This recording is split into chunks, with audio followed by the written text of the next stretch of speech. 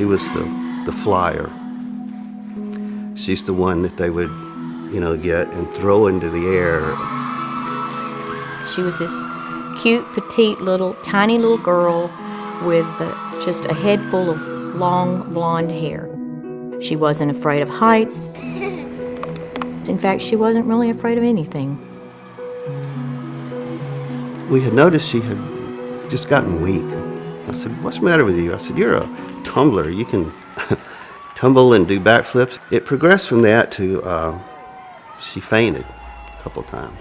So I took her into the doctor the next day, and they immediately sent us to Texas Children's Hospital. She was just, from the moment I met her, she was about 11 years old, she just had a sort of magical presence about her, and nothing would keep that girl down. Victoria was diagnosed at the age of 11 and a half with acute lymphoblastic leukemia. In today's world, we cure, go away forever, about 80% of children. In 1965, we cured 5% of children. So the improvement is unbelievable. And Victoria actually had a particular subtype of ALL that the cure rate should have even been better than that. Victoria's treatment was to take 2.5 years. And at the end of 2.5 years of chemo, Victoria was to be finished with her treatment. Okay, thank you. Now I'm going to hand this over to Dr. Frickback and see what she has to say. Well, what's your name again? My name is Bunny McBunkbunk. Well, Bunny McBunkbunk, today our breaking story is about a little dog named Arfie. First time I met Victoria, we were doing a radiothon at a radio station in Houston, Texas. She was very full of energy and was already considered a long-term survivor of leukemia. At the end of 2.5 years, when Victoria's treatment was over, they performed another spinal tap and a bone marrow test. Joellen called me and she had just the worst news ever, and that is that Victoria's cancer had returned. Victoria at that time decided she was going to fight and entered the hospital for what would turn out to be an extremely long stay. And he asked her at that time, he said, "Victoria, do you like to play video games?" She said, "I love to play video games." So I put the word out to a website that I worked with called Sarcastic Gamer, and the online community responded in droves. What I expected to be a couple of games that might come from here and there instead turned out to be things coming from all over the world. So much so that it became sort of overwhelming. Tori had to end up giving it away to other kids who were also stuck in the hospital. And she made it through, and 9 months later, she relapsed again. So this was 3 times she was told that she had cancer. She couldn't be around other people that could have any infections. When she was out, she had to wear her masks.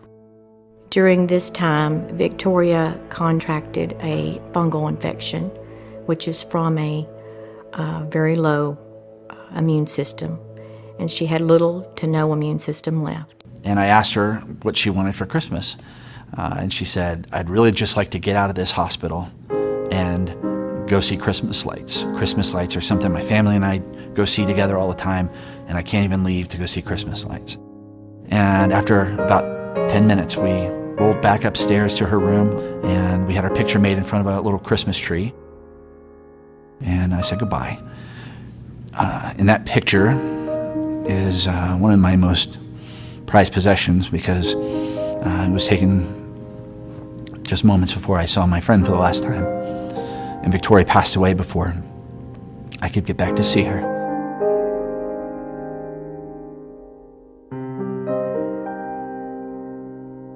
Victoria passed away on January 21st, 2008, after a 4-year battle with leukemia, failed bone marrow transplants, and fungal infections. It was as a result of Tori's death, sitting at her funeral, that I made up my mind that I needed to be doing this, not just a couple days a year with a radiothon, that I needed to be doing this with my life. Doc wanted to do something special for Victoria, in memory of Victoria, and he came up with a fundraiser called Extra Life. And this fundraiser would be for the gaming community.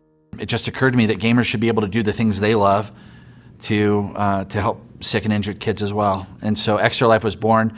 1,200 gamers showed up on October 15th in 2008. With this year's Extra Life Gaming Marathon, we're helping save kids' lives. You don't even have to be a crime-fighting superhero. Each and every year afterwards, it continued to grow. Gamers responded by being able to game for their local hospitals. The next year, 4,500 gamers showed up, raised almost $500,000. The year after that, it was 15,000 gamers raising $1 million, and the next year, 17,000 gamers raising $2.1 million. Then in 2013, over 40,000 gamers came together to raise over $4 million. Video games are like the #1 form of entertainment on planet Earth, have been now for quite a while. Anyone could be involved in Extra Life.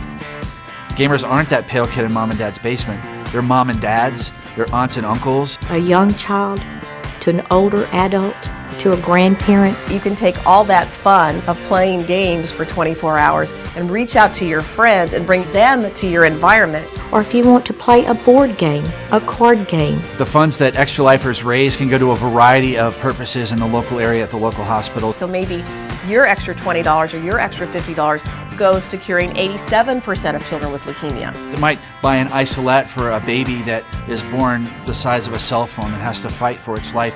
I can guarantee you that that money goes directly back to these children to keep this from happening again to someone else's child. Getting involved with Extra Life is really simple. You just have to go to the website at extra-life.org, put in a few details in there, join a team if you'd like to, or create one. After that, it's as simple as fundraising with your friends and family. Let them know why you are doing this. They should know that the money you raise is going to stay local in your community. We never will truly lose Victoria because she will live for all of us through this.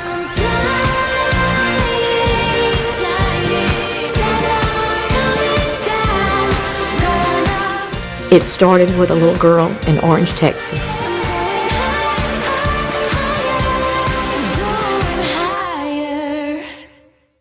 And I think that's all we have to say for today. All we have to say today, so we'll see See you you tomorrow later at on news at whatever time it is. at Victoria's house.